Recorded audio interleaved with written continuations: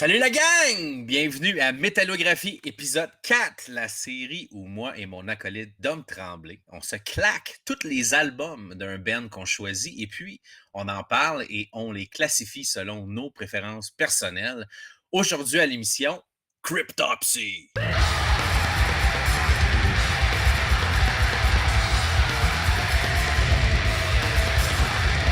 Donc, Cryptopsy, aujourd'hui à l'émission, on a 9 albums. En fait, il y a 8 albums, mais on va considérer les 2 EP en un album parce qu'on trouvait que c'était des sorties très importantes quand même dans l'apparition du groupe. Et puis, je crois que c'est les 2 seuls EP qui ont sorti anyway. Fait que, et ça représente une période là, assez importante. Donc, assez de blabla. On start. N'oubliez pas, avant, like, subscribe, prenez-vous un abonnement à YouTube, c'est 3 pièces par mois. Simon va aller chercher un café, tout le monde va être content. Dom, t'as-tu Salut écouté Phil. Salut, ça va? Oh yeah, ça va, ça va. Je suis prêt. Je suis prêt. Good. Ben, commence ça direct. Raw Dog nous ça, Steve, first album. Alright. Premier album à soir qu'on va discuter. Blasphemy Made Flesh.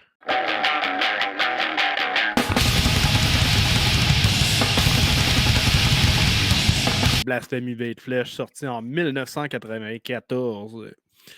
Pour ma part, j'ai découvert cet album-là. C'était pas le premier nécessairement que je découvrais de Cryptopsy. Je me souviens, j'avais à peu près 18 ans, puis j'avais acheté une réédition en CD parce qu'il n'était pas disponible à l'époque. Puis j'étais vraiment curieux parce que j'avais déjà écouté Whisper Supremacy et Non Sauveur. Puis cet album-là, sérieux, c'est devenu un de mes classiques du death metal au sens large. Honnêtement, il n'y a vraiment pas de mauvaise tune, cet album-là. Il y a un petit côté raw, mais pas trop. Le drum puis la bass ont vraiment des sonorités exemplaires. Un timing vraiment, vraiment précis. Même plus que sur les albums subséquents. Mhm. C'est très groovy death metal, mais aussi ça va plus vite que, que quoi que ce soit que c'était fait à l'époque. Si je peux me permettre, j'essaie de penser à de quoi de plus raisin que ça. Là. Non, on vient de dépasser les légendes telles que Morbid Angel et D-Side ou même Monstrosity. Je crois qu'à l'époque, Ouais. ça allait vite pas mal. Malevolent Mhm. Creation, non. Cryptopsy, là, ils ont monté la barre très haute, mais pas juste en termes de vitesse. Il y a une certaine musicalité au niveau des solos, Ouais. des Ben oui. sections mélodiques. Plus carcassienne, tu sais. Mhm. Ouais. Ouais. Ce qui est dans la balance de Cryptopsy, tu sais, il y a un peu il y a des bouts mélodiques vraiment mémorables tout au cours de leur carrière sur cet album-là. Une tune en particulier, tu sais, il y a un riff, une section très demi-ton dans Abbey Gore qui me fait Mhm. vraiment triper avec des excellents solos de notre bon vieux John Levasseur avec sa Stratocaster Oh, yes! qui clash vraiment avec tout ce qui se fait comme guitare dans le death metal. Mon Dieu, le Open Face Surgery. Hein? Euh, Fuck, man. Je sais Ouais. pas combien de fois je l'ai écouté, je me suis jamais tanné. Serial Messiah. Mm. Euh, Comme je disais, dans cette tune là en particulier, il y a vraiment un riff carcassien exemplaire. Puis ouais, ben, je vais vous nommer, j'en dis pas mal, mais au final, ce qui me ramène à cet album-là, c'est la prod. Oui, qu'on entend moins bien les guitares, mais qu'en contrepartie, c'est une écoute qui destroy pas tes oreilles autant que Mhm. les autres. C'est vraiment facile d'écoute. L'attitude de Lord Worm, c'est ça, c'est pas ses screams les plus lourds, mais c'est probablement là qu'on l'entend être son personnage le plus inquiétant. La personne qui pourrait te stabber dans le dos dans une ruelle, c'est ce Lord Worm-là, de cet album-là, Blasphemy Made Flesh, qui, selon moi, est décidément un des grands débuts albums de tous les temps dans le death metal. À toi, Phil. Yes, ben man, certainement. Moi, Cryptopsy, c'est pas mal le premier band de métal extrême que j'ai écouté. J'avais 14 ans en 2000. Le quatrième album venait de sortir, Ending Newlbeg, puis c'est dans le temps des CD gravés, fait que on se passait des CD gravés, puis il y avait un gars qui avait toutes les tunes de Cryptopsy du 4 premiers albums, mais toutes déphasées, tu sais, mais à chaque fois que j'entendais une tune de Blasphemy, je la reconnaissais justement à cause de la prod. Mais ceci dit, évidemment, par après, je les ai toutes écoutées dans leur intégrité, et puis intégralité, pardon. Puis c'est ça, écoute, un album culte qui nous a donné direct en partant tous les éléments qui font la renommée de Cryptopsy. Tu as vraiment bien décrit ça.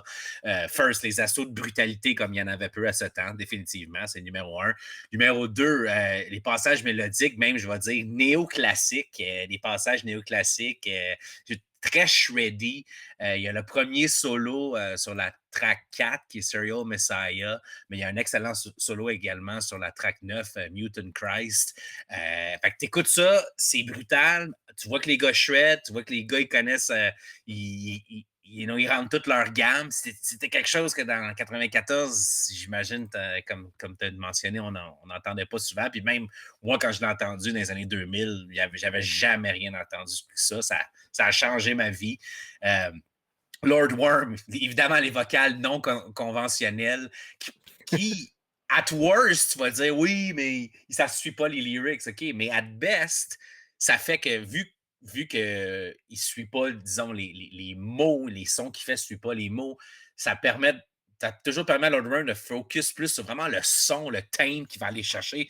Vraiment plus comme un monstre, un orc dans Lord of the Rings, whatever. J'ai toujours trouvé Lord Worm comme un de mes vocalistes préférés pour ça, parce qu'il sonnait juste genre miles away de n'importe quoi qu'on écoutait d'autre. Tu sais. Absolument. J'aimerais rajouter, Vas-y. avant de te laisser continuer, Oui. une constatation. C'est que Cryptopsy, chaque chanteur, du moins qui a enregistré sur les albums, n'ont pas de background death metal. Ouais. En partant leur. Parce que, à ce que je sache, Lord Worm était plus dans le trash puis le black metal au départ. OK. C'est vraiment les gars de Cryptopsy qui l'ont poussé à aller plus low, puis plus low, puis plus low. OK. Puis j'ai trouvé ça intéressant. Il n'y a pas un esti de chanteur qui a chanté dans Cryptopsy qui était un by the book gars de death metal dès le départ. Ah ben, c'est Je te vraiment laisse intéressant. continuer. Ben non, mais c'est vraiment intéressant. J'avais pas réalisé ça, mais 100%, ça doit donner. Ça va être pour ça que Worm, il veut pas, il s'est trouvé de quoi de super original, surtout dans le temps qu'il a fait ça. Tu as parlé du mix, la séchitude du mix, le claquement du drum puis de la bass, qui est vraiment un staple des 2 premiers albums. Moi, j'adore ça. Écoute, malgré ça, c'est sûr que j'ai mes titres préférés, mais je trouve qu'il n'y a aucune tune qui ressort tant que ça. Elles sont toutes bonnes, mais c'est un son immédiatement reconnaissable, mais je trouve qu'il n'y a pas autant de stand-out que, disons, facilement les 2 albums qui vont suivre, qui sont disons, les plus connus, je pense. Mais malgré ça, Blasphemy, ça reste, écoute, ça reste la grosse classe d'album. Mes tunes préférées, je les aime toutes également. C'est ça qui est fou, ça, je veux dire par là. Quand je dis qu'il n'y a aucune tune qui ressort plus qu'un autre, ça veut pas dire que c'est dull, c'est le contraire. C'est dans le top tout le long. Je trouve j'adore les 10 tunes de cet album-là. Puis malgré qu'il n'y a aucun titre que je vais revenir spécifiquement comme les autres albums, c'est un album qui s'écoute de long en large. Puis j'adore à chaque. Je me tape ça au moins une fois par année depuis les années 2000. Idem. Ben, moi, j'ai des top tracks, par exemple. OK. Définitivement Defenestration. Ouais. C'est tes punch de base là, qui prennent le dessus juste au bon moment. Puis ce drum qui est monstrueux. J'aurais tellement aimé ça, être en 94 puis tomber là-dessus. La seule raison que cet album-là n'a pas eu le même statut que certains autres albums par après, c'est que les gens n'étaient pas au courant que ça existait. C'est le problème de la localité, ou de location, excusez. Être au Québec, c'est pas tout le temps facile pour les bands pour se faire connaître, surtout quand Internet n'est pas vraiment là. Ouais. Fait que c'est ça. Excusez. Défenestration, oui. À Bigard, j'en ai parlé tantôt. La section des mitons, parfait. Open Face Surgery, c'est ça, classique des classiques. Mhm. J'aime bien entendre Lord Worm réciter Poulet froid Ah! durant un couplet complet. Euh, Serial Messiah, on a parlé tantôt. Mhm. Après ça, j'aime encore les autres tunes. Born Headless avec son riff à la Effigy of the Forgotten. Euh, Mhm. Swung the Cross, Gravage.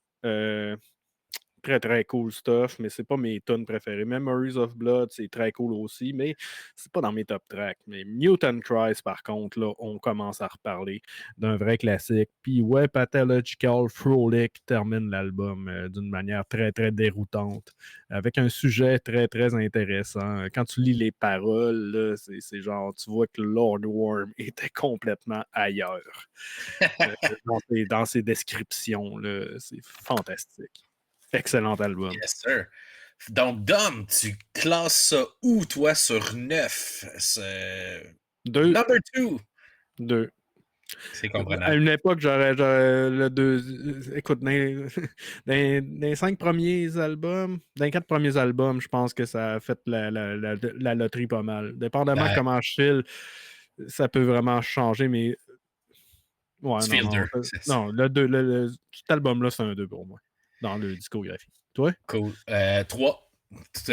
Tout bonnement, ça ressemble à toi, là. Moi aussi, j'ai eu de la grosse amour pour les 4 premiers, mais ouais, il tombe troisième. Puis, écoute, c'est toujours un go-to album. Puis, tu sais, tu disais ça s'écoute bien, mais oui, mais tu sais, quelqu'un qui commence, qui vient de passer aux dettes, tu veux l'amener un petit peu plus haut, là, tu lui fais écouter cet album-là, c'est sûr, mais tu fais écouter ça à quelqu'un qui écoute pas de dettes, c'est sûr qu'il il va capoter. C'est Mais clair. sinon, une belle entrée en matière de brutal tech, on va dire. Nice. Ce qui nous amène au deuxième album de la discographie de Cryptopsy, qui est None So Vile.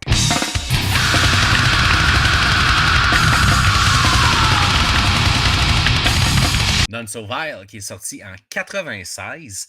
Écoute, on ne l'a pas mentionné tantôt, mais si on continue avec le line-up, on a encore Lord Worm au vocal. On a encore John Levasseur à la guitare Stratocaster détunée. Que moi, dans le temps, j'avais vu une vidéo, j'avais downloadé sur Casa, genre, puis c'était une vidéo de pratique de Cryptopsy. Puis moi, j'avais, dans le temps, le fait qu'il jouait avec une strat, ça m'a pas surpris parce que je savais pas que quand tu jouais du death, tu n'étais pas supposé d'utiliser une strat. Fait que peut-être que T'es pas John. supposé de mettre une flat wound sur ta corde de lait pour que ça fasse encore plus de- Calice. En tout cas, il expliquait ça dans une vidéo, le Vasseur, tu sais, puis j'étais là, my God, à quel point tu veux avoir ton son, tu sais, là, Ah, ouais. moi, ça me fait capoter. Là. Continue. Fin de la parenthèse, on a John Levasseur encore, évidemment Flo Mounier, le drummer, et puis sinon on a Éric Langlois à la basse qui fait son entrée. Non So Vile, le classique de chez Classique, pour ben du monde, le premier album de Tech Death. Si on regarde avec du recul, attention, si on regarde avec du recul, quand on pense à Tech Debt, c'est pas pantoute dans le sauveur à quoi on pense. Mais dans le temps, c'était plus techy que, que ce qui se faisait à l'époque. Fait que Ouais. c'est sûr que le tag, Non-Sauveur mérite son tag tech, d'autant plus que Cryptopsy est un des premiers Ben Tech, puis qu'on peut représenter ça au Québec. On va mettre notre pied à terre. Mais si je vais dans le détail, écoute, c'est un des albums les plus importants de l'histoire du death metal, du brutal death, du tech death, comme je viens de dire. Je l'avais même présenté à ces albums, sont des 10 sur 10 sur Metal Minded. Pour moi, c'est un des albums parfaits de death metal. Ça a changé ma vie, ma perception de la musique. Je vous ai conté tantôt quand j'ai découvert ça à 14 ans. Dans le temps-là, j'écoutais Pantera, Rage Against the Machine. Là, tu me fais écouter Don Sauveur, man, avec Lord Worm. J'étais vraiment fasciné. Là. C'était dérangeant, choquant. Au début, je savais même pas si j'aimais ça. Mais il fallait que je réécoute, puis je réécoute parce que c'est tellement. Ça laisse. Genre d'album qui te laisse une impression marquante. Euh, la première track, Crown of Horns, très spicy avec l'assaut de brutalité à la Cryptopsy. À un moment donné, ça part en valse néo-classique. Il y a même un riffing en majeur. Vraiment fucked up comme track, vraiment cool. La track 3, Graves of the Father, qui est une tune parfaite, qui est probablement la meilleure tune brutal ever. Là, je veux dire, tu ferais un top 100 des tunes Brutal Death, mais ça finirait dans le top 3 tant qu'à moi. Euh, Track 5, Benedictine Convulsion, avec les célèbres vocales de doigts de lèvres, ou je sais pas comment il fait ça. Ça, alors, t'écoutes ça, puis tu fais comme wow. Encore aujourd'hui, oui, le gars de, j'oublie son nom, le gars de Lorna Shore, il est bien créatif avec ses vocales, mais Lord Worm, c'était le original vocaliste qui sortait de l'ordinaire. Puis j'aime toujours Lord Worm pour ça. Et puis bon, finalement, bon, track 6, évidemment, Phobo Fire, l'une des tunes les plus mélodiques du vieux catalogue, un autre classique. Comme tu as dit, c'est ça qui est hot. Dès leurs premiers albums, tu sais, comme on a fait la dernière émission, on a fait Bolt Thrower, il y a eu une évolution assez slow, tu sais, puis à un moment donné, ils ont pris leur gear. Eux, ça a commencé schlack. Les assauts de brutalité, le shred néoclassique, les vocales de débile menthol. C'est ça. C'était ça que Topsy dans le début, puis c'est comme une couleur, c'est quelque chose qu'on affectionne, puis pour ça qu'on a tout bien de l'amour pour Cryptopsy, je pense, parce qu'ils ont initié à bien des choses qu'on n'avait jamais entendues, puis tu écoutes ça, ces albums-là, avec du recul, puis c'est encore dans les meilleurs albums de Non Sauveur. En tout cas, pour moi, c'est vraiment un album important. Et toi, Dominique? Ouais, cet album-là, c'est un des meilleurs albums de tous les temps. Voyons donc, esti. Man, tu l'as dit, Crown of Horn, style avec l'intro, esti. I did it very well. Don't you think? Tout, hey, tu sais, c'est comme. Moi, j'étais déjà habitué à Whisper Supremacy, qui est le premier album que je me suis procuré de Cryptopsy, tu sais, mais moi, tu sais, c'est ça, c'est Lord Worm, je l'ai connu quand même pas mal après, tu sais. Mhm. Puis le monde m'en parlait, me disait, ce gars-là fait des cris inhumains, inimitables.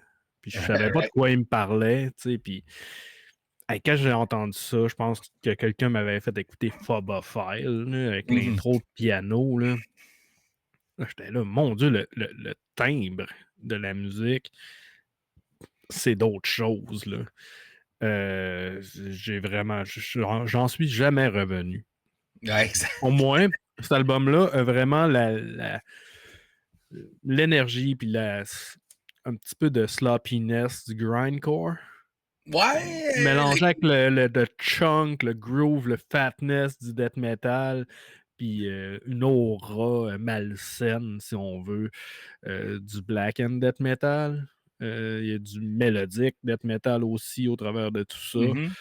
Puis euh, honnêtement, c'est presque inclassable, mais je le mets comme l'ultime album de death metal ever. Ouais, C'est vraiment toutes ma checklist de trucs cool que j'aime entendre dans un album de death metal classique ouais. sont là. Sont là et plus encore. Ouais, Je et pense. plus, c'est une coche de plus, là, tu sais, c'est comme. Il n'y a pas euh, il y a pas une petite tonne que j'aime pas. mm. Ouais, tu sais, j'en ai des préférés au travers de ces 10 sur 10 là, là. Il y a des 11 Ouais, sur 10, mettons. ouais, Mais exact. sinon, genre, qu'est-ce que tu veux que je te dise? Puis une autre affaire qui fait que John Levasseur est un de mes guitaristes de death metal préférés, c'est vraiment un cas spécial. Tu sais. Il y a Mm. beaucoup de trucs qui fait que je peux pas tout le temps backer. Mhm. Des fois, il part dans une dérape que je suis là, OK, ouais, il était bien parti, mais là, il est vraiment rendu ailleurs, puis je suis pas sûr s'il s'en rend compte. Puis des fois, il termine carrément le solo sur la pire note possible. Mais c'est ça, c'est tellement particulier. C'est pas tout à fait Kerry King, mais c'est pas tout à fait Nguyen Malmsteen. Tu sais. Mais il y a toujours des moments de brillance dans ce qu'il fait. Puis c'est ça un peu Cryptopsy. Hein. C'est jongler entre le tastiness puis les trucs fuckés un peu hors de contrôle dans un contexte quand même très bien contenu de vitesse extrême. C'est juste un album un vrai incontournable. Mes Les. top tracks, c'est Ouais, à moi vas-y. ou Ouais, ouais, vas-y. je vais Vas-y. y aller. Écoute, ça sera pas même long, hein. Crown of Thorns, quelle intro. Slit Your Guts. Trouvez-moi le coup de plus intense que ça. Grades of Oh, the Father. The euh, Chunk, man. C'est euh, tellement. Oh. Bénédictine Convulsion, ciboire, la passe de slap à la fin, si genre, voyons donc faire de la base de pogo de même à l'époque. Ouais. Phobophiles, Ultimate classique. Puis c'est ça, les autres sont toutes bonnes. Là. Il y a peut-être Dead and Dripping que c'est whack un peu, là, surtout côté delivery Ouais, vocal, qu'à un moment donné, il tombe carrément à côté, mais qu'il continue à recorder. Mais ça, c'est ouais. des affaires du passé qu'on n'a pas connues, de l'ère du recording moderne. Là. Dans le temps, on gardait des erreurs, puis des punch pas drettes, puis c'était pas la fin du monde. Je m'ennuie beaucoup de ce temps-là. Ben, moi aussi, man. Moi, je trouve que ça donne un charme. Puis oui, moi aussi, Dead and Dripping, je l'ai. C'est ma odd one out, si tu veux. Là. Disons, celle que je donnerais le rating le plus bas, entre guillemets, parce que c'est pas un rating bas. Là. Je donnerais comme un 8 sur 10, cette tune-là. Toutes les autres, ça serait comme Mhm. des 9. Ben ouais, Graves of the Father, tune parfaite. Slit Your Guts, tu l'as nommé. Phobophile, c'est mes trois grosses, là, les trois évidentes. Écoute, nul va sans dire. Je dévoile, je spill les beans. C'est numéro un pour moi. c'est, tu peux pas battre ça. Non, moi non C'est plus. ça. Puis non, même si je l'ai tellement écouté, ça pourrait m'arriver, genre, de me tanner un peu puis de vouloir aller écouter d'autres Cryptopsy, mais après un bout, je vais toujours revenir à lui, 100%. Voilà. Number one. Ce qui nous amène au troisième album ce soir, du nom de Whisper Supremacy.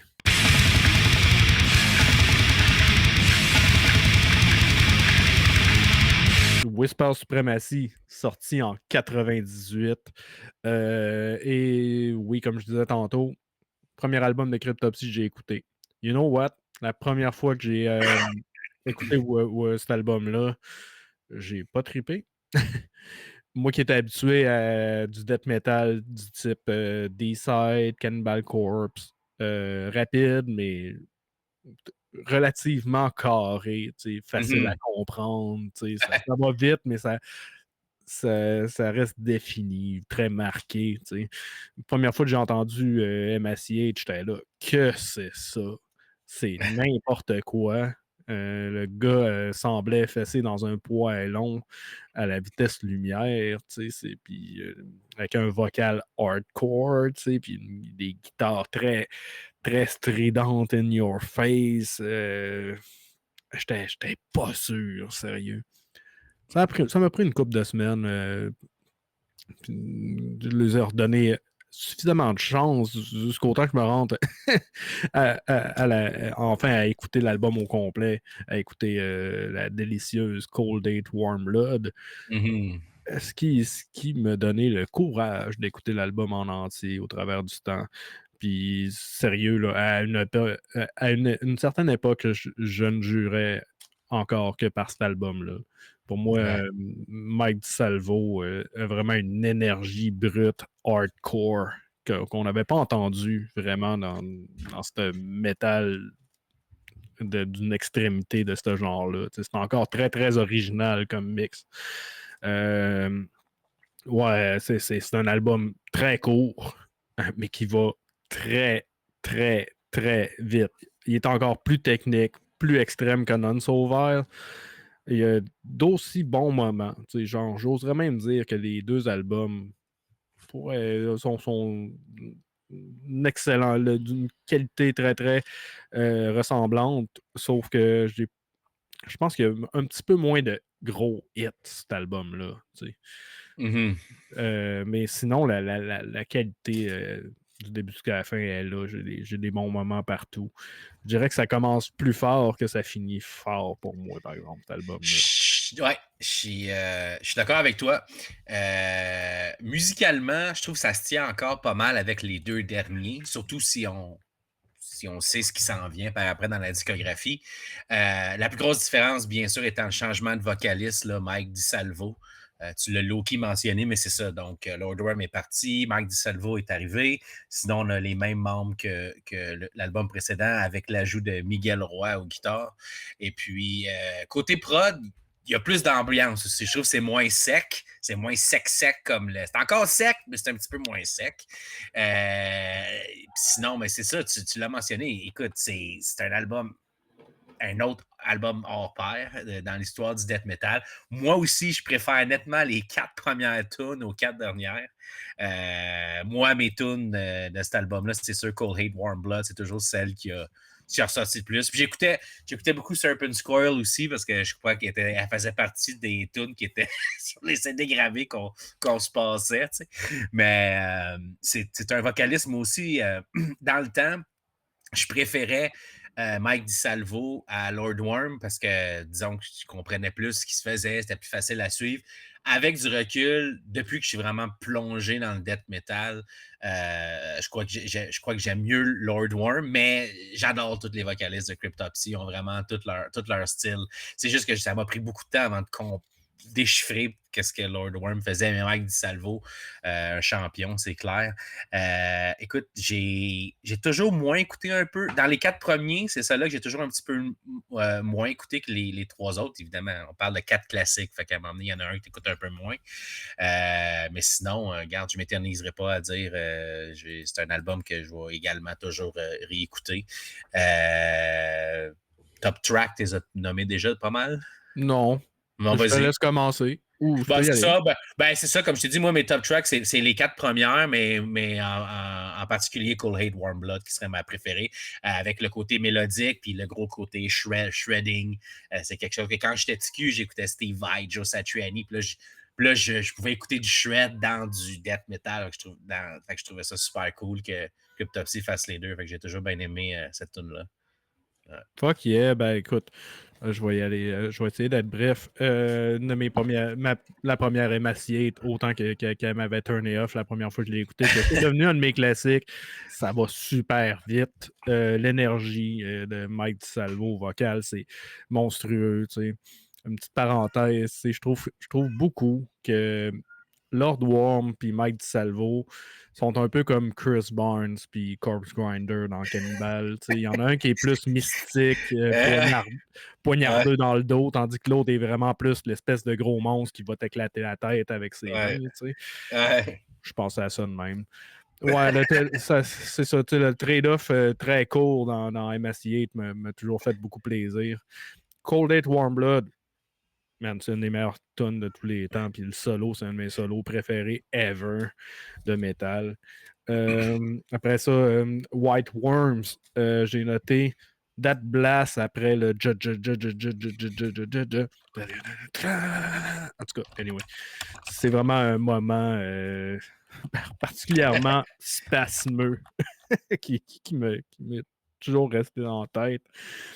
Comme dernière tune, en fait, ouais, une des tunes que j'aime beaucoup aussi, c'est Faceless Unknown. Un autre throwback au style de Correlate Warm Blood, plus Melodette, un excellent solo aussi dans cette tune-là.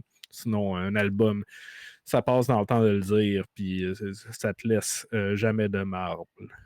Et puis jamais de marde. Ouais, je sais jamais quoi dire, c'est de marbre, de marde, whatever. C'est bon en bouche. Alors, tu mets ça où, toi? Tout bonnement en troisième position. Cool. Écoute, moi, c'est une de mes surprises. Surprise métallographie. J'étais sûr que dans ma tête, ça aurait toujours fait le top 4, disons, parce que les 4 premiers, j'ai toujours eu bien de l'amour. Mais en réécoutant le tout, je suis surpris de mettre ça en 6e position. J'ai d'autres albums qui ont rentré avant, puis avec le temps, en tout cas, c'est le même que je file, comme tu l'as dit, ça dépend des semaines, mais cette semaine, j'ai filé d'autres albums plus que lui. Et comme j'avais mentionné, dans les 4 premiers, c'est lui que je retournais le moins. Donc, la porte était ouverte pour que d'autres sonorités Cryptopsy le dépassent. Donc, c'est ça pour ça. Ce qui nous amène au 4e album, And Then You'll Beg. Do you hear that? That is the sound of inevitability. And Then You'll Beg, sorti en 2000 avec encore Mike DiSalvo vocal. Alex O'Byrne fait son entrée aux guitares. John Levasseur est encore là. Encore Éric Langlois et Flo Mounier, bass et drum respectivement. And Then You'll Beg. Là, on jase. Ça, c'est, comme je vous ai dit, quand j'ai découvert Cryptopsy, ça venait de sortir. Puis, il y a bien des tunes là-dessus qui m'ont complètement chamboulé dont la première avec l'intro culte, la meilleure intro que tu peux imaginer avec un sample qui alterne avec le début du riffing, puis après ça, ça te rentre d'en face. Ah, c'est tellement bon. Puis avec la pochette que tu vois, là, un dude, en fait, en genre de AI version 2000, qui a un gars qui a un train qui est en train de passer. Puis c'est de même que je vois ça dans ma tête. Quand ça passe, c'est un train qui va te ramasser. Tu sais. Puis écoute, les compos sont plus longues qu'avant, c'est plus complexe, c'est plus tech. La prod est incroyable. Si Whisper est un album de transition en termes d'épaississage de sauce, là, on s'en liche les doigts tellement que c'est clear cut. Là, on est dans le propre et carré. Là, on est quasiment dans ce qu'on appelle de nos jours les prods à Chris Donaldson. Justement, là, on est dans de la petite prod boostée aux stéroïdes. C'est ça, on n'est plus dans le sec underground, on est dans le moderne propre et carré. Bref, vous en entendez par ma passion. J'adore cet album. Je m'étais fait challenger d'apprendre un bout de la track 5 Shroud à 14 ans, puis j'en avais clairé comme 1 minute, puis c'est la première fois que je jouais du tech brutal, même si je ne connaissais pas les appellations tech brutal, mais je savais que c'est la première fois que je jouais de quoi de ce genre-là, puis ça a été un gros ça a été un gros step-up moment là, dans ma vie, là, un gros level-up que je jouais ça, puis du monde dit « Ah, tu peux jouer ça! » Puis bon, c'était juste une coupe de riff, mais quand même, tu sais, c'est dans la progression d'un musicien, quand tu commences à jouer du Cryptopsy, tu te dis, ouais, là, tu te sens d'aplomb à prendre d'autres choses. La track 6, pour moi, Soar and Envision, Soar Vision, c'est une de mes tunes préférées à vie. Quelle tune! Wow! Avec la petite intro de bass, là, puis là, ça, oh my god, le galop de bass drum quand ça part, ah man, écoute, cette tune-là, pour moi, cette tune-là, c'est un 10 sur 10. Écoute, je vais finir ça en dévoilant mes tracks, dans le fond, Vas-y donc! vu que je suis déjà là. Fait que, ouais, moi, Story and Vision, c'est ma tune préférée. C'est la première, comme j'ai mentionné, And Then It Passes. Puis tous les restes des tunes, c'est tout de la bombe, mais j'aime beaucoup Shroud, là, aussi, que j'ai mentionné. Fait que, puis toutes les autres, ça serait de la bombe. Peut-être la dernière tune que je suis un petit peu peut-être moins hype, mais encore là, je suis hype. All the Way, c'est un de mes gros albums de Cryptopsy, puis mon meilleur album de Mike DiSalvo. Voilà. Et de mon côté, on pense pas si différemment que ça. J'ai toujours adoré And Then You'll Beg. Par contre, je l'ai laissé de côté un bon bout. Je trouvais que malgré la bonne sonorité de l'album, puis des patterns vraiment créatifs au niveau vocal, je trouvais que cet album-là, il y avait une cassure entre pas mal toutes les riffs, finalement. T'sais. C'est un album qui coule moins bien. Genre, c'est plus. On voit qu'ils ont voulu être plus fancy, puis moi, c'est ça, la sonorité un petit peu plus propre, le vocal un petit peu moins in your face, plus bizarre. C'est un bon bizarre, là, comme quelqu'un qui arrive dans une foule qui sort un gun qui tue plein de monde, là, pratiquement dans la schizophrénie. Là, ses patterns, c'est comme. J'ai de la misère à savoir s'il avait écouté la musique avant de traquer son vocal, puis ça donne des résultats vraiment intéressants.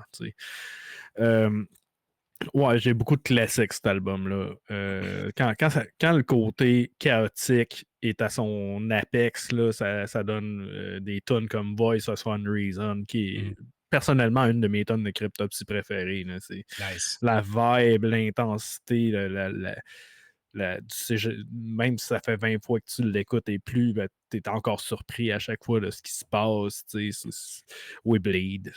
Hein? Un gros classique, And Then It Passes, l'intro de l'album, tu t'en as parlé tantôt. On est surpris des petites différences avec Whisper.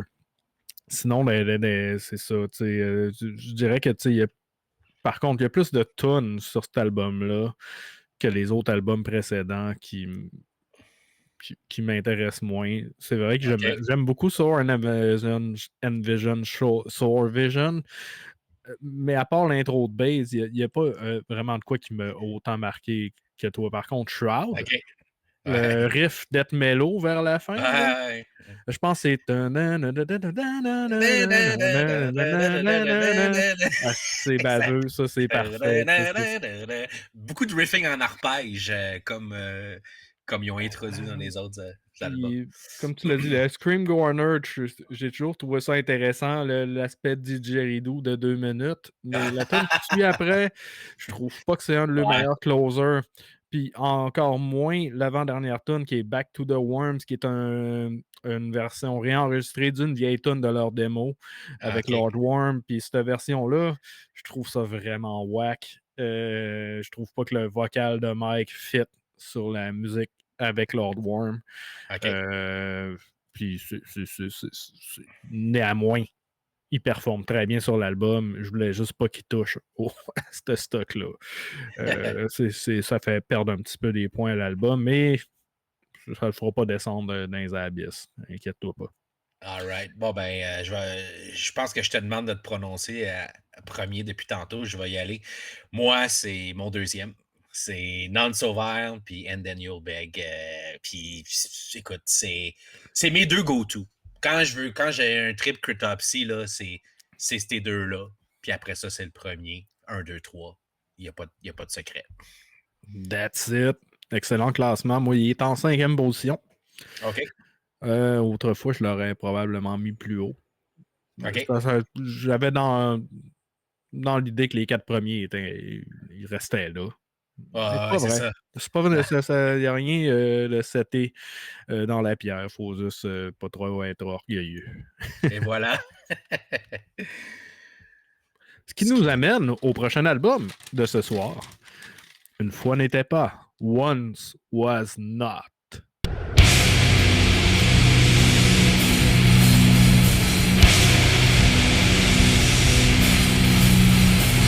C'était qui a commencé? C'est à moi? C'est à toi. OK, c'est à moi. Once was not. Sorti en 2005. Un départ de John Levasseur. Ouais. Et un retour de Monsieur Lord Worm. Un album que j'attendais beaucoup à l'époque. Ça faisait 5 ans, leur dernier album. Puis c'est ça. Là, on était dû pour du nouveau Cryptopsy. Puis comme ils ont vendu l'album, un album concept, le grand retour de Lord Worm. Je dois avouer que ma première écoute, je l'ai écouté, j'étais déjà vendu. Je ne pouvais absolument OK. rien dire de mal de cet album-là. Mais, ouais, c'est ça. Plus je l'ai écouté, moins je l'ai trouvé bon. Premièrement, l'intro, là, Luminum, là, Mhm. avec l'espèce de run flamenco super cheapette, avec les keyboards Casio vraiment débiles, puis un espèce de solo de Metal Zone émotif, plein de reverb. C'est l'affaire la plus cringe que j'ai entendue de la carrière de Cryptopsy. Puis Dieu sait qu'il y a du monde qui en ont à dire sur l'autre album d'après, mais non, moi, il n'y a rien qui clenche cette intro-là. Je trouve ça musicalement cringe. C'est OK. pire qu'être vocalement cringe. Tu OK. comprends ce que tu es capable de me suivre. Ouais, je te suis. Ce qui nous amène à un album qui est vraiment plus long que toutes les autres. Qui commence avec In the Kingdom Where Everything Dies, The Sky is Mortal. Excellent titre de tune. C'est un titre qui fait plus black metal comme titre. Ouais, définitivement. Lord Worm is back, hein? Il Ouais, ramène un ouais. petit peu son petit côté terreux, espiègle Uh-huh. et tout ça. Ce qui est bien.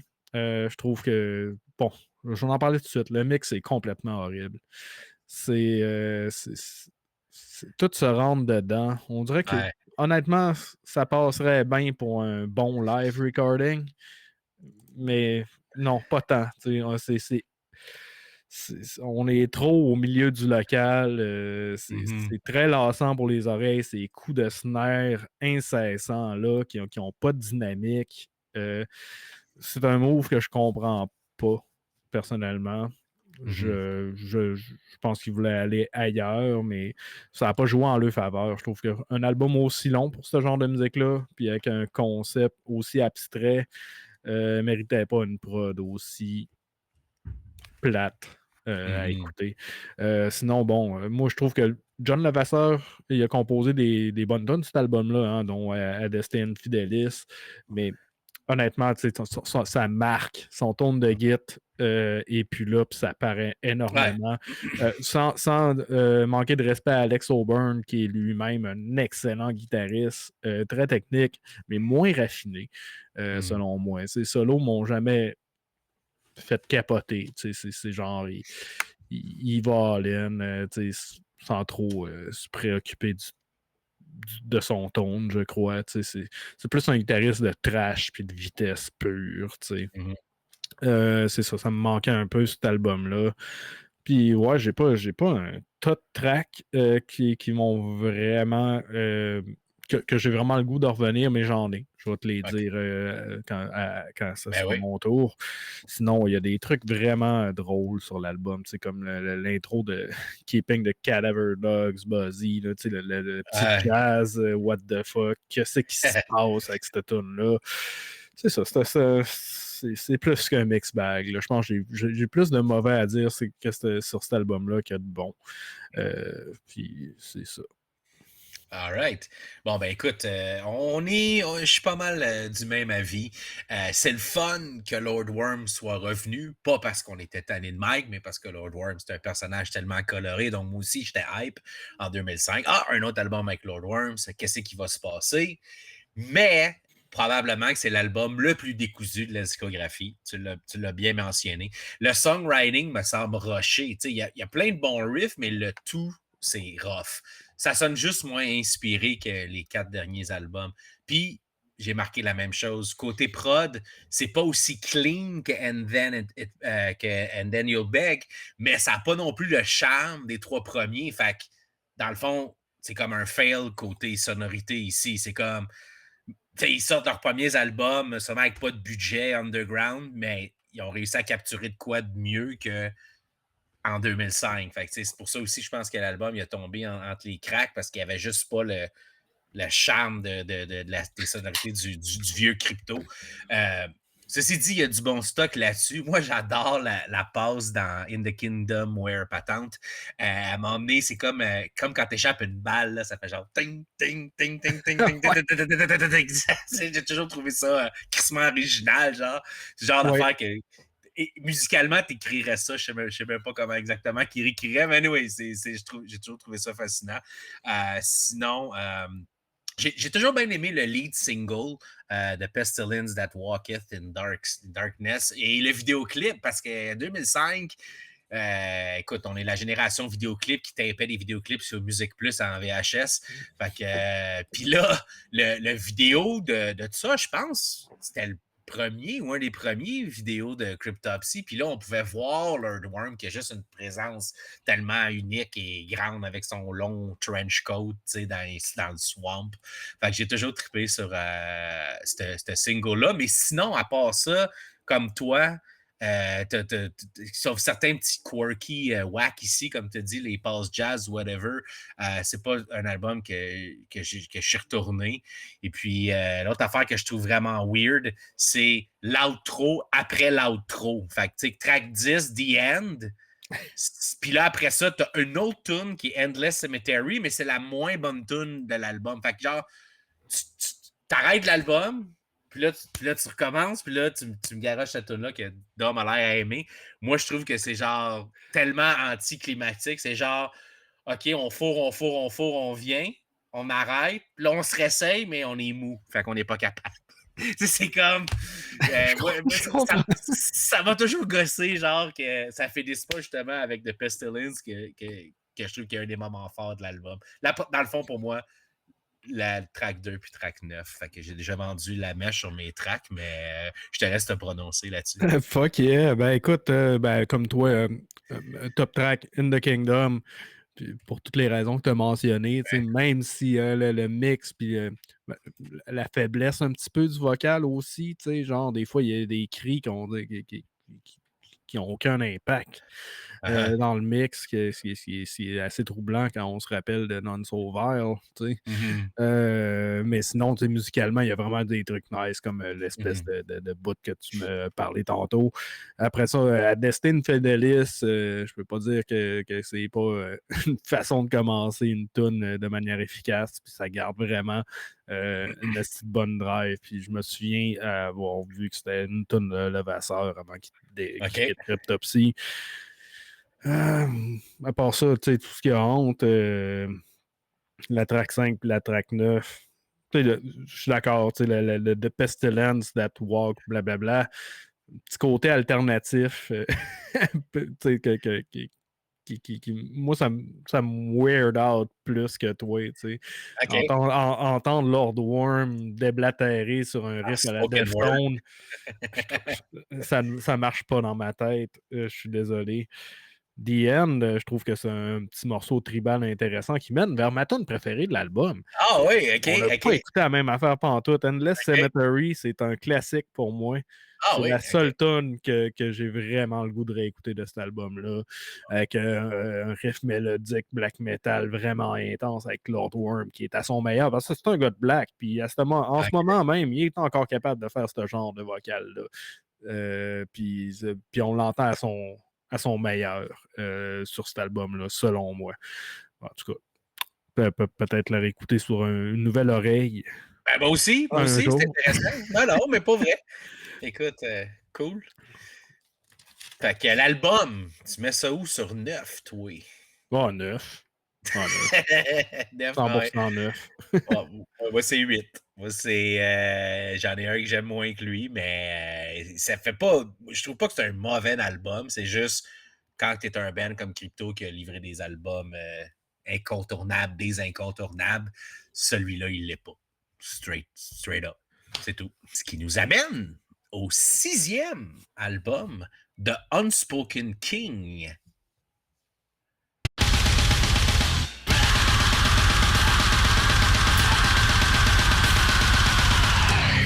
Donc, The Unspoken King, sorti en 2008, bien sûr, le mouton noir de la discographie de Cryptopsy. The Unspoken King, c'est l'arrivée de Matt Megaki au vocal, encore Alex O'Byrne à la guitare, l'entrée de Chris Donaldson à la guitare, encore Eric Langlois à la basse, un Flo Mouillé au drum, et puis on a Maggie Durand. Première fois que je voyais son nom en notant les notes pour l'émission, elle a fait des keyboards et des samples pour cet album-là. Donc, c'est quoi cet album-là? Ils ont essayé complètement autre chose, en commençant bien sûr par les vocales clean alternatifs qui remettent en question le band au complet. Beaucoup de présence de vocales clean sur les tracks 4, 5, 6, 7, 9, 10. Écoute, ça peut pas être plus loin de ce qui avait paru jusque-là. Prenez ça avec un grain de sel, mais quand même, là, quand tu écoutes que tu as avant puis tu écoutes ça, tu es comme, c'est-tu le même band? Euh, puis là, on parle pas de certains cleans pour des effets spéciaux ici et là. Non, non, le poids et le contexte des cleans sont en premier plan. Des chorus épiques, des longs passages chantés à la metalcore, à la groove alternatif metal. Il y a aussi des. Tu sais, c'est un mix bag. Tu as des influences deathcore là-dedans. Tu as même des passes un peu à la nécrophagiste, genre dans track 1, Worship Your Demons.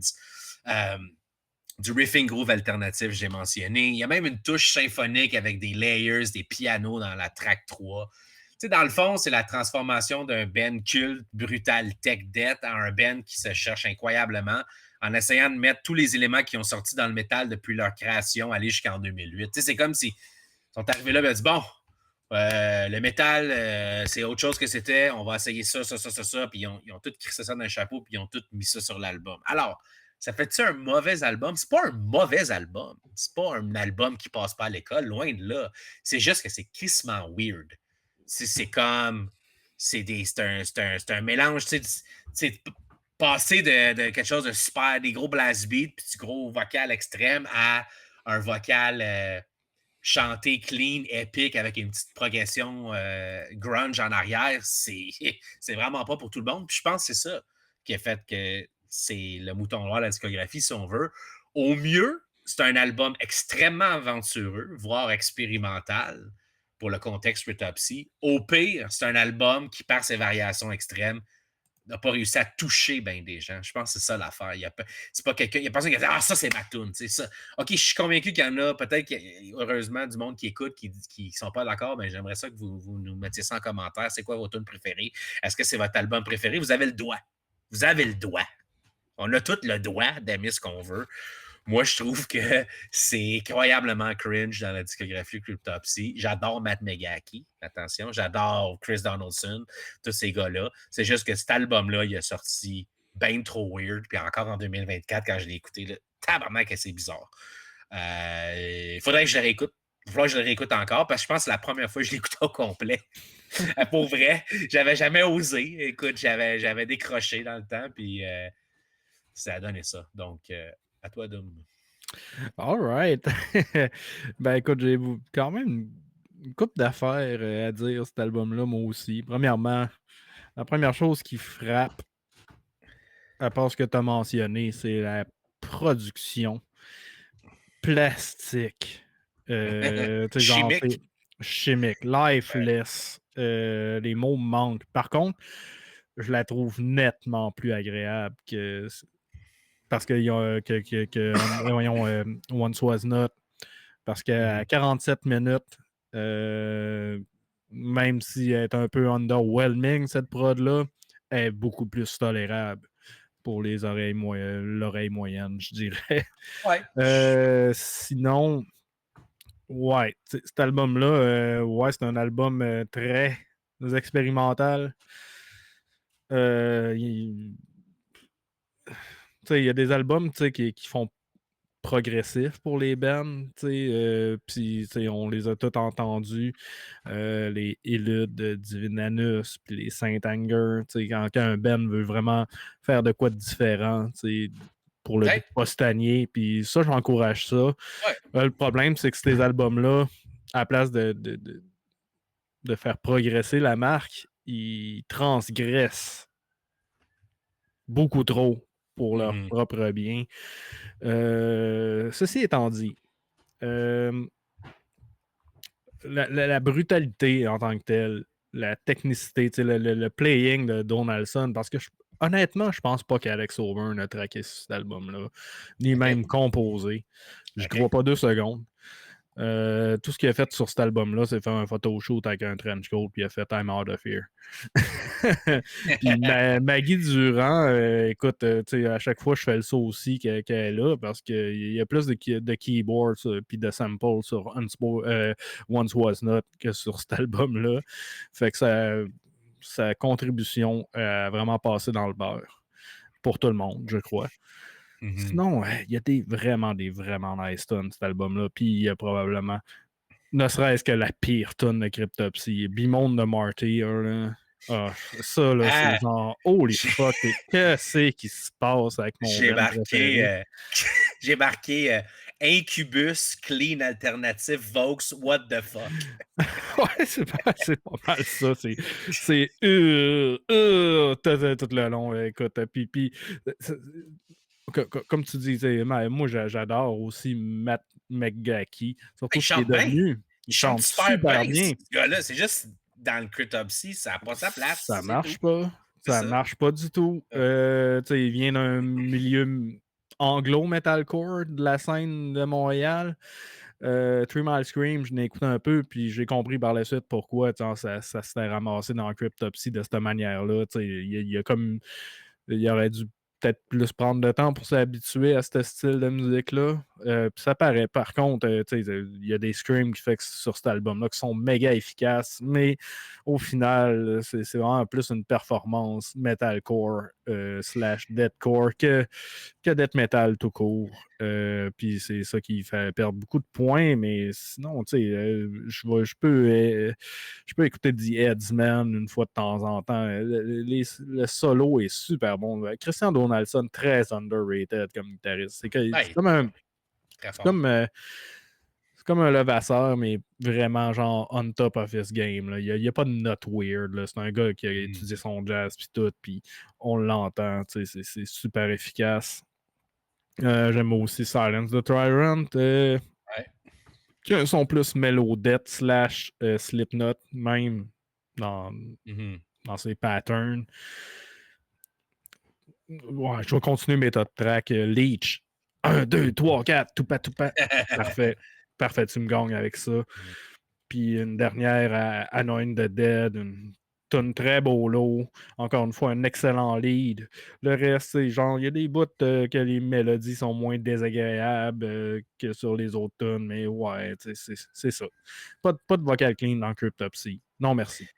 Ben, c'est ça. Moi mes top tunes, c'est les peu de tunes qui a pas de ce vocal-là. Donc, Worship Your Demons, la première, la troisième, Silence the Tyrants. Pas mal les deux tunes que je peux réécouter. Mais encore là, quand j'écoute du Cryptopsy, j'ai pas besoin de ça dans mon assiette. En voulant dire, regarde, moi, je me prononce à me dire, peut-être que, c'est ça, 2008, les gros festivals métal, le deathcore, le metalcore, ils ont peut-être voulu dire, OK, on fait quoi?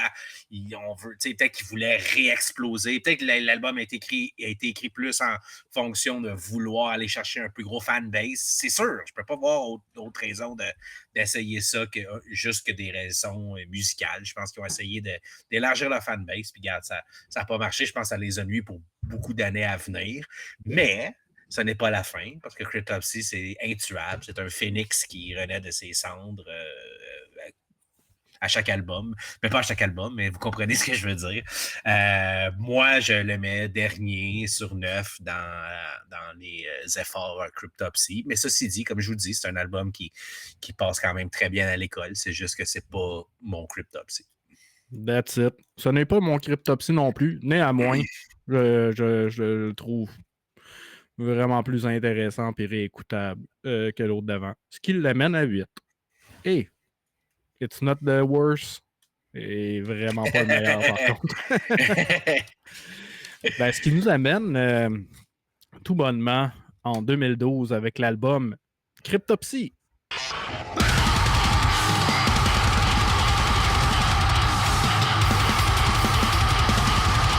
Cryptopsy, en 2012, sont de retour avec le line-up qu'on a connu, avec un nouveau venu, Olivier Pinard, à la basse, ainsi qu'un retour tant attendu de ma part, du moins, de John Levasseur.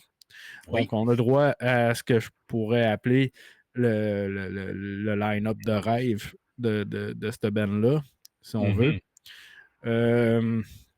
C'est sûr que je vais te dire en partant, dès que l'intro de Two Pound Torch finit.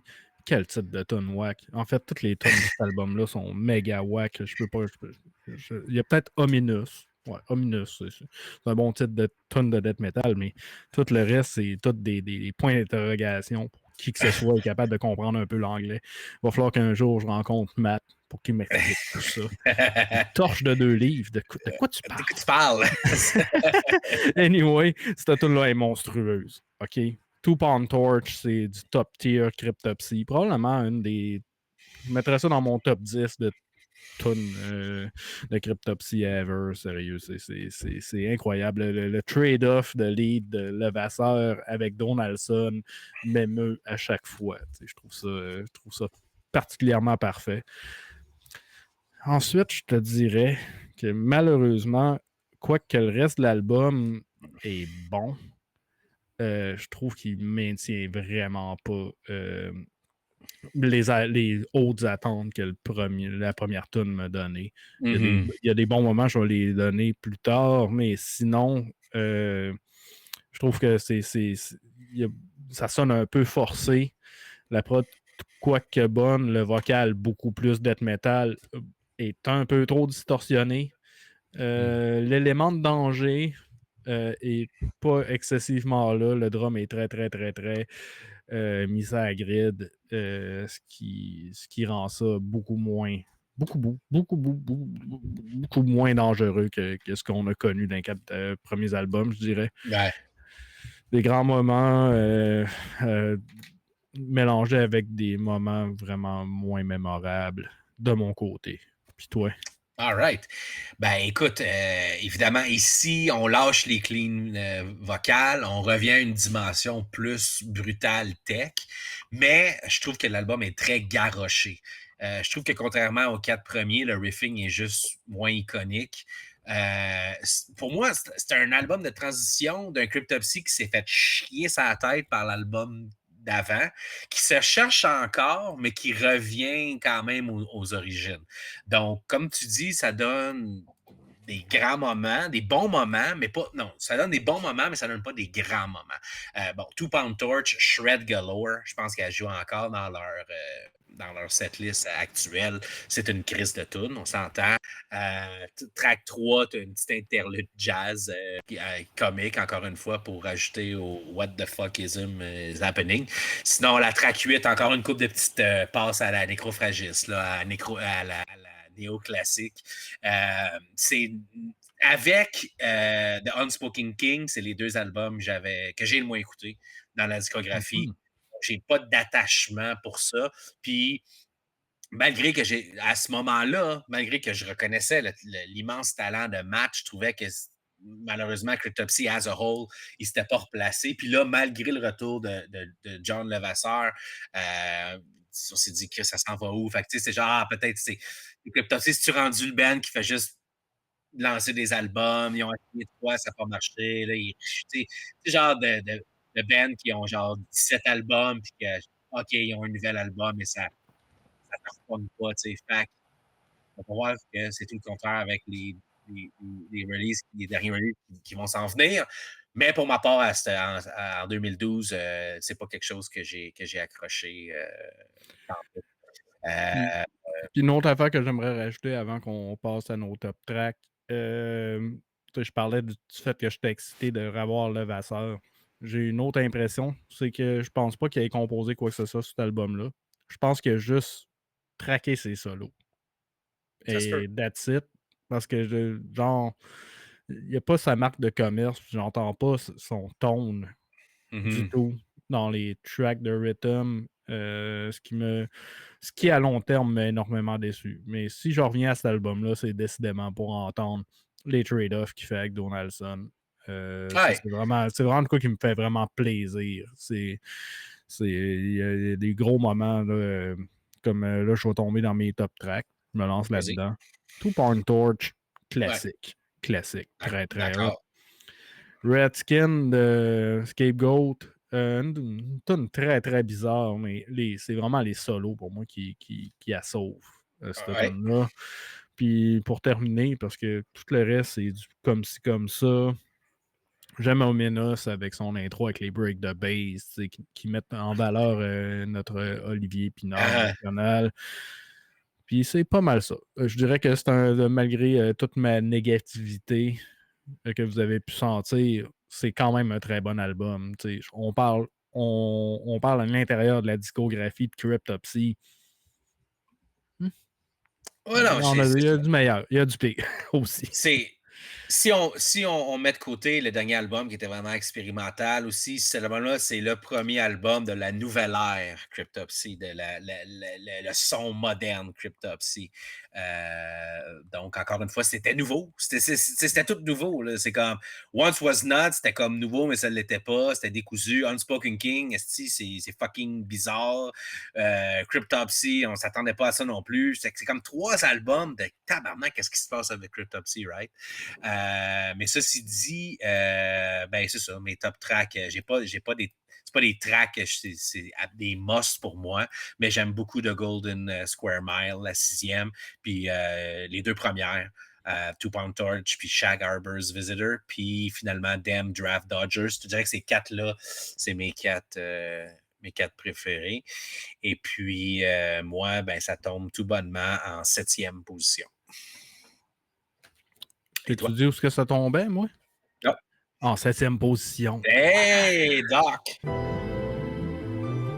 Ce qui nous amène à la 8e, quote-unquote, sortie de Cryptopsy, The Book of Suffering, tome 1 et tome 2.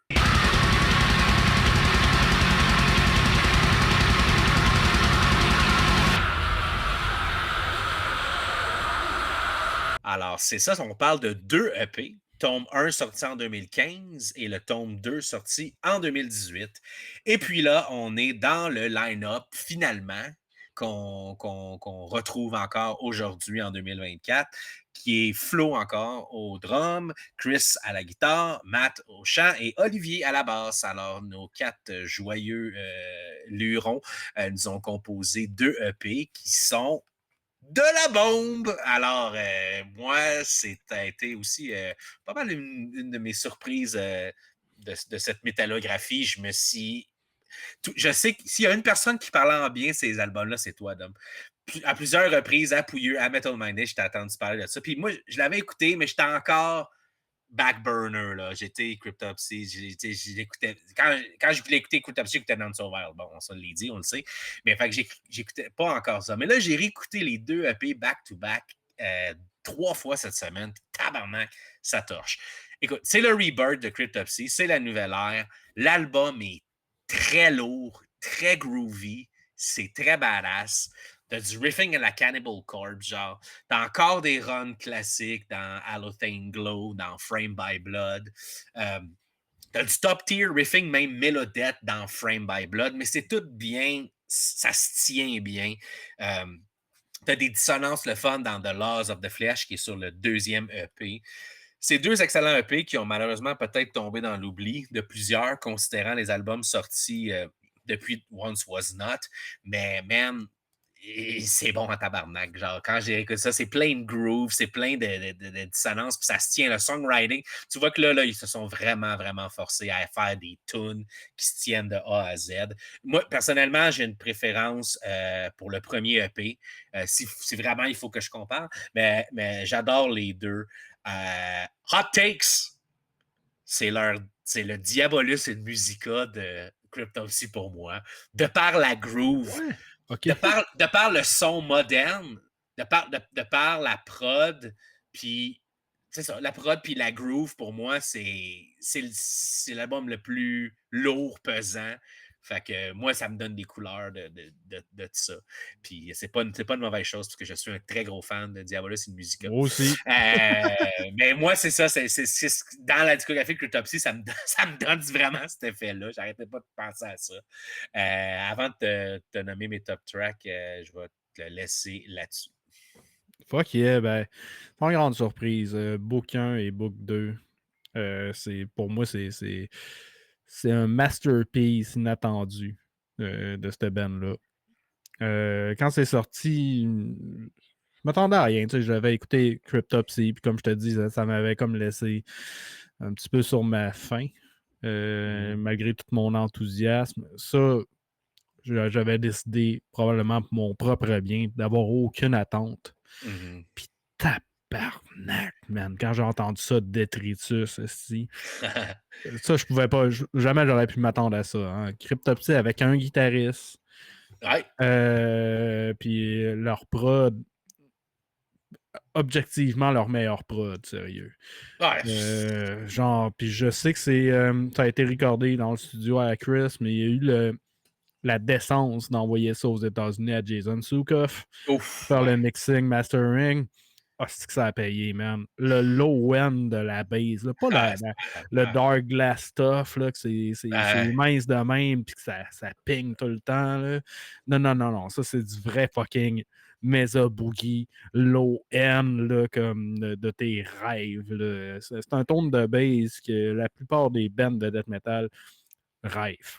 En tout cas, props à Oli. Ouais, je suis et d'accord. props à Christian et props à Jason de nous avoir offert ça parce que c'était le très bienvenu. Mais on ne s'arrêtera pas à prod. Hein? Les tunes, le vocal, man. Le vocal de Matt, là, genre, si on avait Trouver sa encore des place, là, doutes c'est ça. avec les 2 derniers, là, c'est genre, non, là j'étais là, OK, that's the guy, man. Ouais. Quelqu'un qui va en s'améliorant de même, c'est très rare. Hein? La plupart des gens abandonnent. Ça fait bien longtemps que je serais allé retourner faire du Screamo avec mon ancien band. Si c'est tellement fait chier dessus, le pauvre. Maintenant, c'est une des figures les plus respectées de notre scène. Gars très décent. Absolument.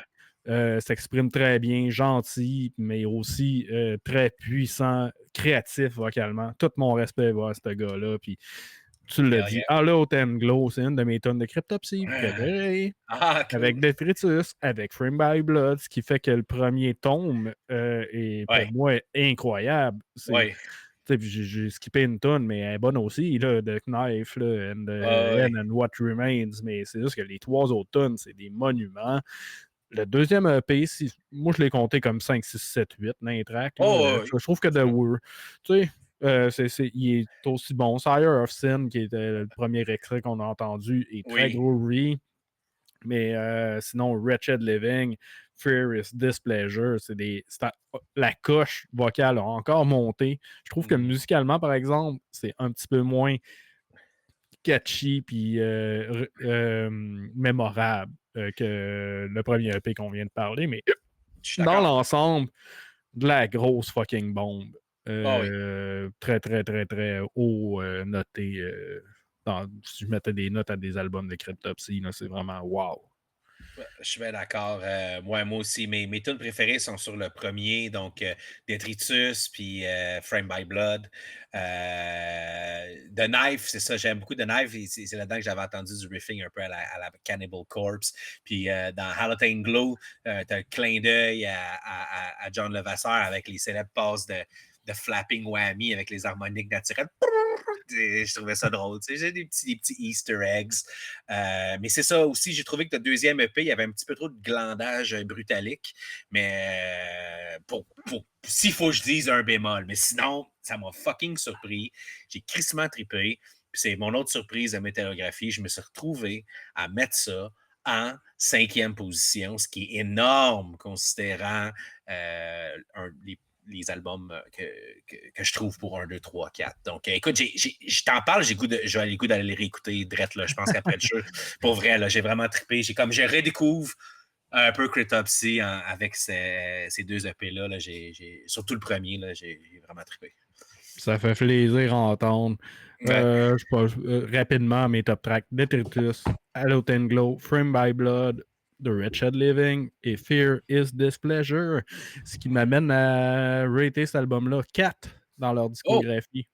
Nice. C'est ça que je disais tantôt. Je me serais, en réécoutant tout ça, c'était genre, ouais, j'ai plus le goût d'écouter Book 1, Book 2 que And Then You'll Beg. Ce qui est quand même étrange parce que j'aime beaucoup And Then You'll Beg. Fait que that's it. Ce qui nous amène au dernier album de ce soir, As Gomorrah Burns.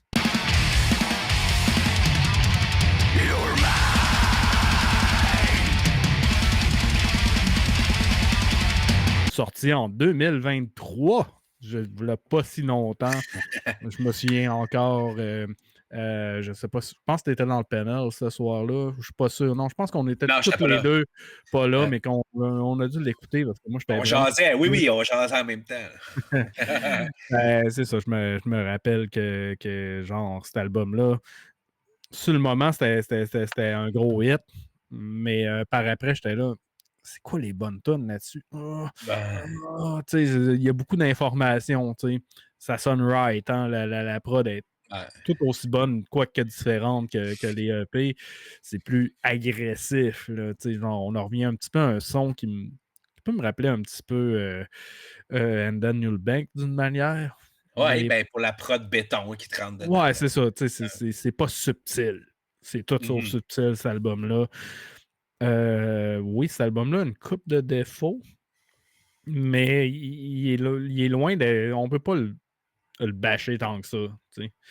Je dirais qu'il y a beaucoup de tonnes qui commencent avec des cris de McMitgaki, d'une manière que c'est genre, ouais, c'est pas super remarquable, mais plus tu écoutes les tonnes, plus tu te rends compte, OK, ouais, ce qui se passe après est vraiment mongol. Un petit défaut de l'album tout de même, parce que ce qu'on veut, c'est des hits. Des tonnes identifiables. J'en ai un hit, cet album-là. Je n'ai parlé dans mes top tracks de l'année 2023. Flayed the Swine. Qui, justement, comme de fait, cette tune-là commence d'une manière très particulière. Probablement une des tunes les plus identifiables de l'album aux 3 premières secondes. Puis ouais, ça en fait une des meilleures, excellent. Encore une fois, les solos de Donaldson, j'ai l'impression que personne n'en parle, mais que ça sont fucked up bons. Là. Il est Ah oui. underrated à l'infini. Sinon, c'est ça. Je sais que ça fait pas si longtemps qu'il vient de sortir. Je ne l'ai pas écouté 10 000 fois comme les classiques. Mais il me manque encore un petit peu d'identité propre, des riffs vraiment hooky. T'as pas de Grave of Your Father là-dessus.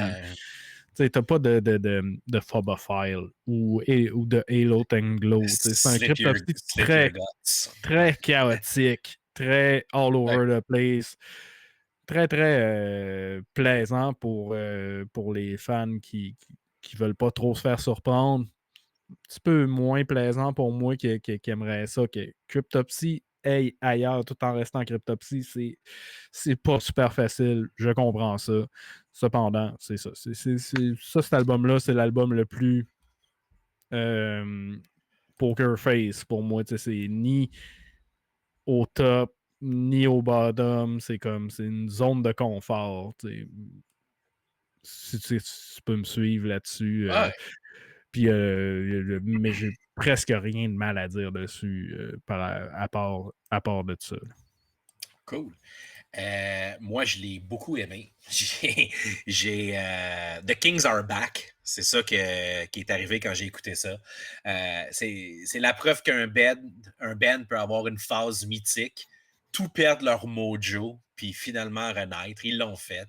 As Gomorrah Burns, shout out, un beau petit clin d'œil à leur nom, qui était Gomorrah en 1992 pour les historiens dans la salle. L'album, comme tu dis, c'est une tuerie. C'est une tuerie. C'est une belle balance entre le brutal et le tech. Zéro compromis là-dedans. Là. C'est que de l'agressivité non-stop. Un bel exemple de ténacité, de persévérance, je trouve, des gars. De toute évidence, ça a payé, ça a fonctionné parce que l'album a été reçu que positivement. J'ai pas vu de mauvaises critiques à cet album-là. Crypto, depuis, ont fait le tour du monde. C'est le premier band à avoir joué en Arabie Saoudite. Donc, ça les a. Ils n'ont jamais été partis de la map, là, mais disons que ça leur a renforcé le système, c'est clair. Écoute, sais-tu quoi? Je suis d'accord avec toi quand tu dis c'est quoi mes grosses tunes là-dessus. Mais c'est drôle parce que c'est le seul album avec le premier album que j'aime toutes les tunes beaucoup, mais que j'en ai aucune vraiment qui ressort tant que ça. Comme toi, j'aime bien Flay the Swine, j'aime des riffs dans Obedient, dans In Abeyance, mais tu sais, j'ai pas comme cette tune-là, tu sais, j'ai pas comme un Graves of the Father, un Slit Your Guts, comme tu dis. Mais écoute, c'est un album qui est sorti l'année passée, on va se donner une chance, mais écoute, j'ai beaucoup trippé, puis écoute, j'adore ce line-up-là aussi de Cryptopsy. Je pense que là, ils ont retrouvé leur balance, dans le fond. Ça a pris tellement d'albums. Puis même, tu sais, 2 EP en 3 ans, 4 tunes en 2015, 4 tunes en 2018, c'est pas super actif non plus. Mais là, tu retombes en 2023 avec un album solide, une grosse pochette, avec ton ancien logo comme Whisper, right? Avec le diable. Puis tu sais, c'est comme toute l'amalgame marketing autour de ça que je trouve qu'ils ont vraiment bien joué pour le style. J'entends beaucoup de Cattle Decap là-dedans, personnellement, qui n'est pas mon groupe de brutal préféré, mais genre juste du gros.